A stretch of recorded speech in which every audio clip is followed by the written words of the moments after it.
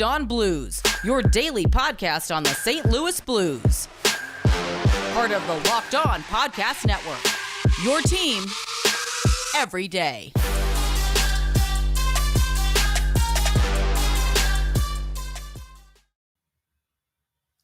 Hello, everybody, and welcome back to the Locked On Blues podcast, part of the Locked On Podcast Network, and your number one source for daily Blues content. I'm Josh Hyman, and I'm going to be taking you guys on a solo episode today. Lots to talk about. Going to be starting things off, recapping the Blues' stunning 2-1 victory over the Dallas Stars. Late game heroics, 2 goals in 15 seconds. It's so much fun to watch. I'm going to be breaking that down, talking about that. Second segment, I'm going to be talking a little bit about the Blues' continuing struggles with COVID as Colton Parayko and Braden Shen now join the COVID list for them. And I'll be closing things out talking once again about the Chychrun rumors.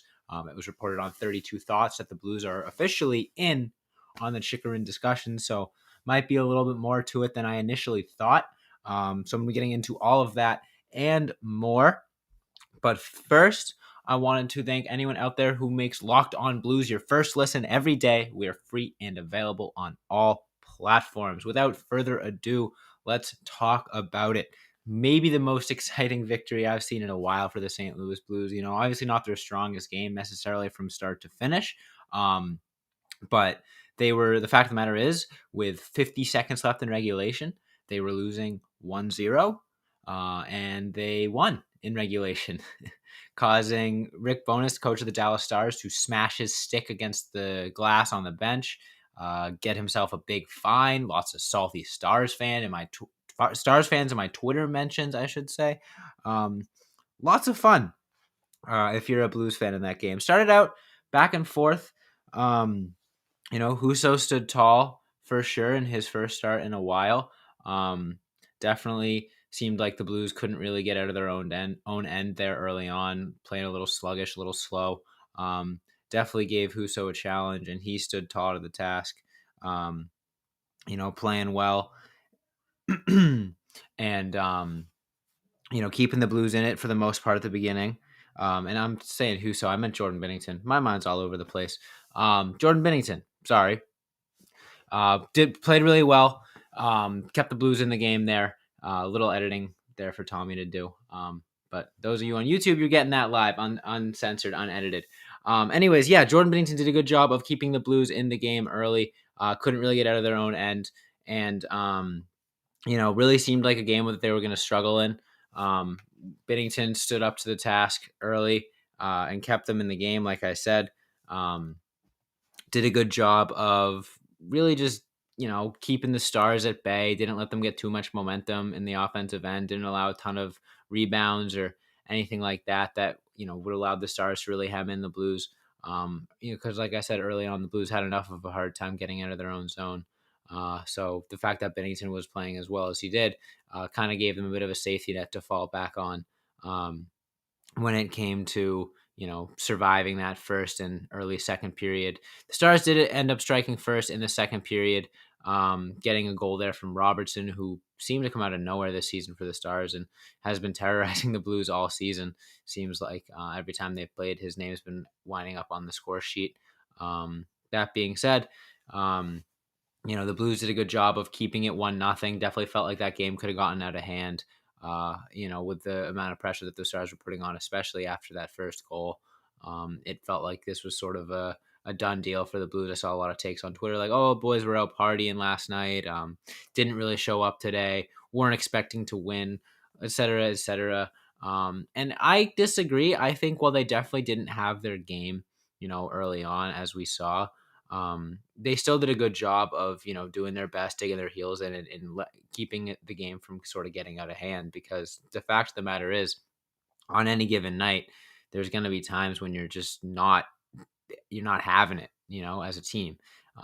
Like I've stressed earlier in the season on earlier episodes, there are going to be times when your offense has it going and your defense doesn't. There are going to be times when your goaltending standing on its head and nothing else is really working. There's going to be times when, your team has ebbs and flows, different areas of success and different areas of struggle. And it seemed like the Blues just really couldn't get anything going offensively. But that being said, defense and goaltending wise, they played really, really well.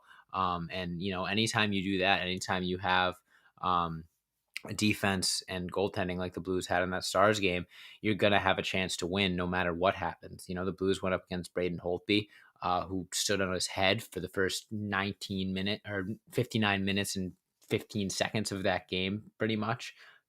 And basically did all but steal the game for the Dallas Stars.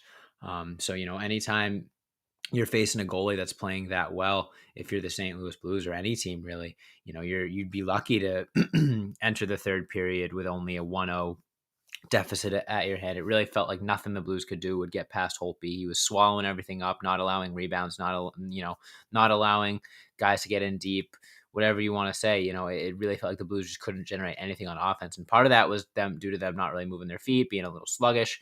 But the other end of that was just the Stars getting sticks and passing lanes and Braden Holtby just absolutely standing on his head. So the fact that the Blues, entered that third period only down 1-0 is a very good sign, because they played 2 periods where they really struggled to generate anything. And all it takes is 1 second pucked across the line. That's all it takes. Like that, and you're back in this game. So, going into the third period, as much as those first 2 periods were frustrating and underwhelming, a 1-goal deficit is nothing when it comes to this Blues team and their high-powered offense, and we saw that for sure. Late in the game, obviously, Blues stepped it up. Last 10 or so minutes, they really seemed like they were turning on the momentum. It was a little touch and go for a little bit. Like, it seemed like they kind of poured it all out there and then left it, and didn't really get that balance that they needed. But all of a sudden, entering the last minute, delayed penalty. Puck's bouncing around, going everywhere. Holtby's on his back. Ryan O'Reilly fires it into pretty much a wide open net to get the first goal for the St. Louis Blues, which was on the power play. Another, really strong game for the Blues power play, which has been really, really dominant for them as of late, and as I believe is up to like second or third in the NHL in terms of power play percentage. So good looks there for the Blues, absolutely. And then, after that, there was a slash that was called, I believe, pretty much on that play, which gave the Blues another power play. And we all know what happens after that, but I'm going to take my sweet time to savor it and talk about it. And since we're reaching the end of segment 1, I don't feel I can do it justice by talking about the game winner and the win as a whole in the rest of this segment. So I'm going to start off segment 2 with that, as well as talking about the additions of Colton Parayko and Braden Shen into COVID protocol. But before I get into that, I wanted to thank one of our longtime sponsors, and that is Built Bar. It's the new year, so that means New Year's resolutions. If yours is about getting fit or eating healthier, make sure you include Built Bar in your plan. Built Bar is a protein bar that tastes like a candy bar, maybe even better than a candy bar.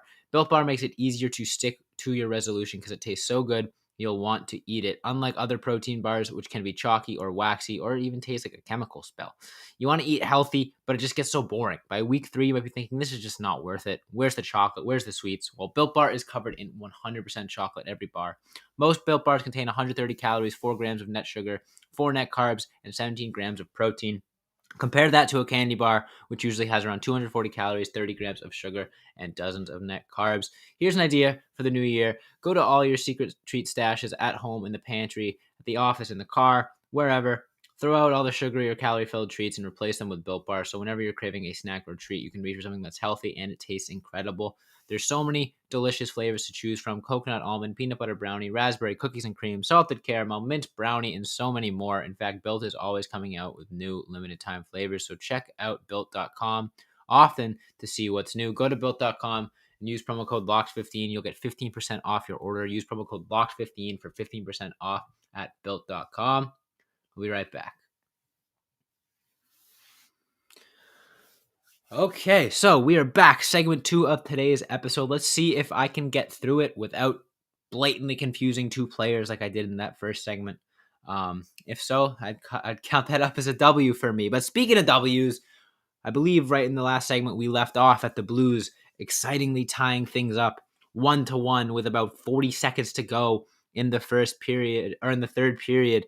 And here am I thinking, oh, sweet, 30 seconds left. That means they'll go into 3-on-3 overtime with a power play. I was pretty much set that the Blues were heading into overtime in that game. I think Dallas was set that they were going to head into overtime that game and pretty upset about it, blowing a lead that late. Blues fans can attest that's no fun. Giving up a tying goal late in the period, late in the game. Blues have done that far too many times this season. So it was nice to be on the other end of it. So yeah, I will fully admit that I don't want to say I checked out of the game, but I kind of, was like, oh, whew, got the tying goal. Sweet. Got a point. Get into overtime. Great. So here I am watching all of a sudden. Oh, sweet. Power play. Puck's in our zone. Great. Jordan Kyrou, bad angle, fires it off the defender's shin pad, past Braden Holtby, and the Blues are up 2-1 after trailing for, second period on, not scoring for the first 19 minutes and 30 seconds of the game, and all of a sudden they score 2 goals in 16 seconds. What? It was I lost my mind. It was so fun to watch that goal. I was in disbelief for a second, who but Jordan Kyrou to get a goal like that, just firing a puck from nowhere on net, off a shin pad into the back of the net. It felt like that's the type of thing that happens against the Blues so frequently. It was really nice to see it go the other way. And yeah, I really feel like that comes down to the fact that Dallas had let their foot off the gas and kind of was being complacent and, just playing for overtime. And when you get a guy like Jordan Kyrou on the ice who can, come off the opening faceoff at center ice and, be in the zone below the circle in like 3 seconds flat, you really can't take a break like the Dallas Stars did, because next thing you know, Jordan Kyrou with his unfathomable speed has the puck on his stick in a not so dangerous spot usually, pile of bodies out front, throws it out front, hoping for a prayer, and sure enough, you get a lucky bounce, something that I always talk about can win hockey games. You can play well as much as you want. You can play as hard as you want. You can play as skillfully as you want. But a lot of times, especially, late in the season, playoff time, it's going to come down to those bounces. And as much as those bounces are luck, there's something to be said about, not giving up. And Jordan Kyrou saying, hey, let's see what happens.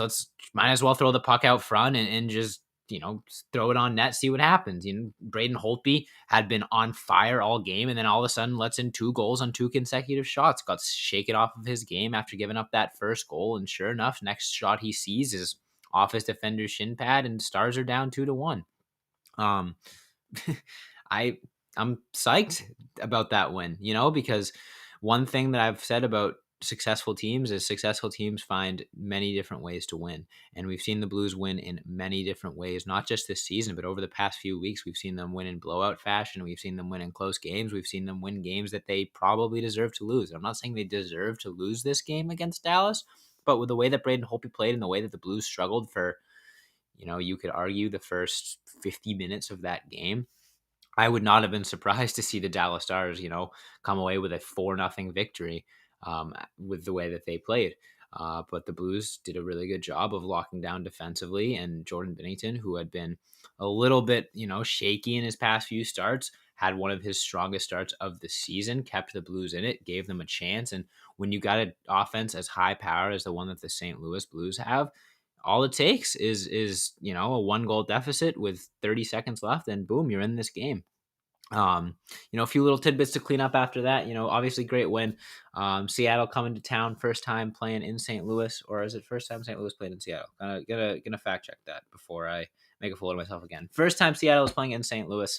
Always exciting to see that. Hopefully, big crowd, excited crowd to watch history in the making. But I'm excited to see the Blues, hopefully perform well against them. And then, Rick Bowness, obviously coach of the Dallas Stars, after the game. It was kind of funny to see him have his little meltdown, going all over Twitter. Everywhere you looked, to feel like it was seeing him smashing his stick against the glass. And then comes out today, gets a fine for it. I believe it's $25,000. So a little bit of a insult to injury for Rick Bowness and the Dallas Stars. Not only did they blow a lead that late, not only did Jamie Benn and the rest of the Dallas Stars, but especially Jamie Benn, because screw Jamie Benn, had to watch his head coach smash his stick against the glass in frustration, and probably listen to him rip them a new you-know-what after the game. Then he gets a fine on top of it. He wakes up today, checks his bank account, checks his Venmo, sees a $25,000 Venmo request from NHL. I'm not going to complain. It makes me laugh. Moving forward, though, Blues are playing the Seattle Kraken at home. Jaden Schwartz being healthy would have been great. I agree, J-Tap. Unfortunate that he won't make his return to St. Louis this time, but I'm excited to see them play the Kraken regardless. Other takeaways, I'm excited to see Jordan Kyrou continue his momentum. He looks like he's playing with the most confidence he's ever played within his career, and that's saying a lot considering how hot of a season or how hot of a start he got off to this season and last season. It really feels like he's he's reaching a new level of confidence and ability thanks to that confidence. And I'm just really excited to see him continue to flex his hockey muscles on the rest of the league as well. Richard Clay says, I would imagine Vlad and Perunovic will be ready for the Kraken. I hope so.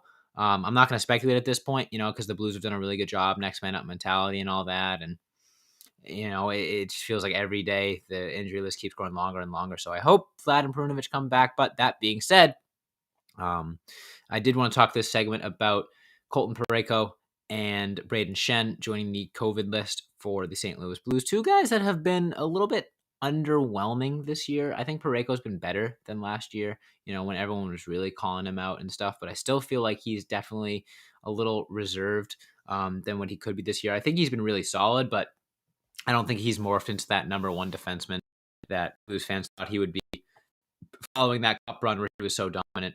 In Braden Shen, another example of a guy that kind of just feels like the odd man out of that dominant forward group for the St. Louis Blues. That contract may be looking a little spooky, but that's a conversation for another day. So maybe a bit of a blessing in disguise for now. A chance for other guys to step their game up, and then a chance for Braden Shen and Colton Parayko to both kind of get a fire lit under them and play strong when they get back into the lineup moving forward.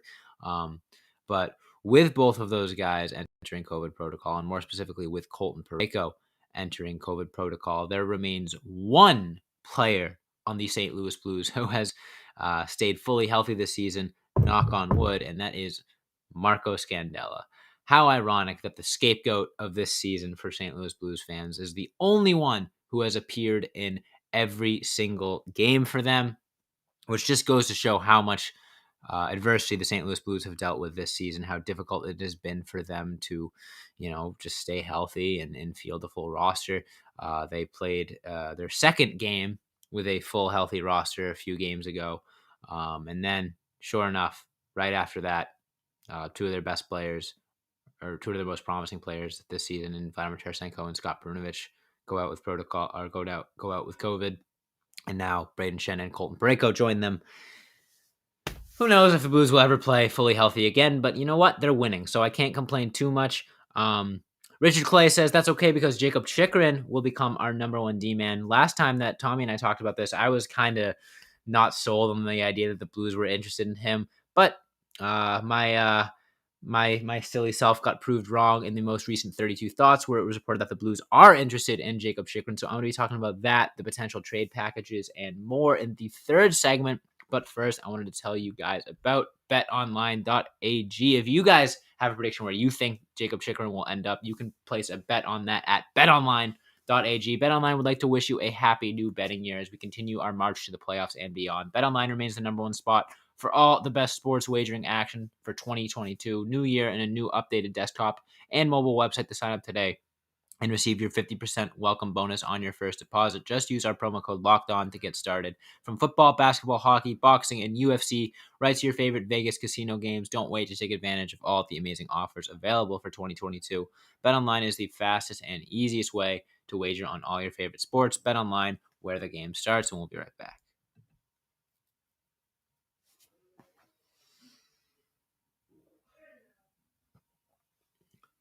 All right, back into it for the third and final segment of today's episode. In surprising news, at least to me, 32 Thoughts came out. I was reading through it, finding out little tidbits about the rest of the league, and sure enough, our lovely St. Louis Blues popped up in the mix for Jacob Chychrun, a young team-friendly contract having, exciting defenseman for the Arizona Coyotes, led all defensemen in goals last season, having a little bit of a down year this year.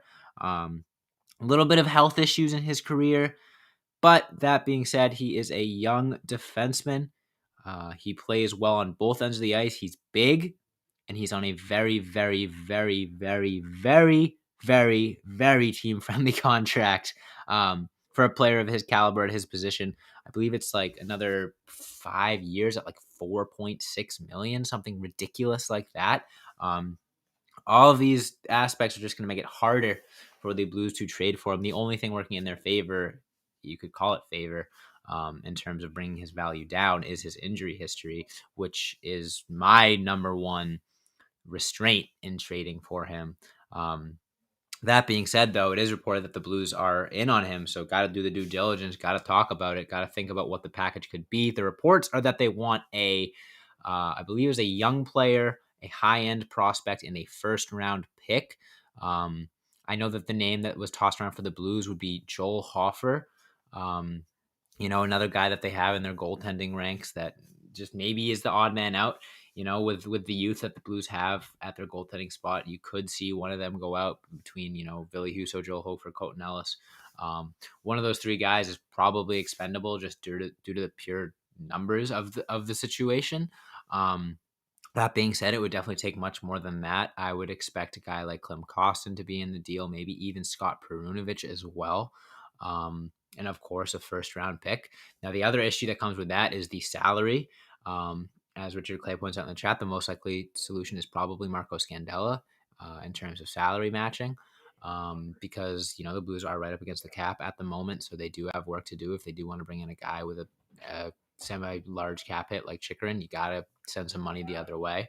I mean, look, if you're trading for a guy like Jacob Chychrun and you assume he will be your number one defenseman for years to come, you got to be willing to part with a lot of pieces for that.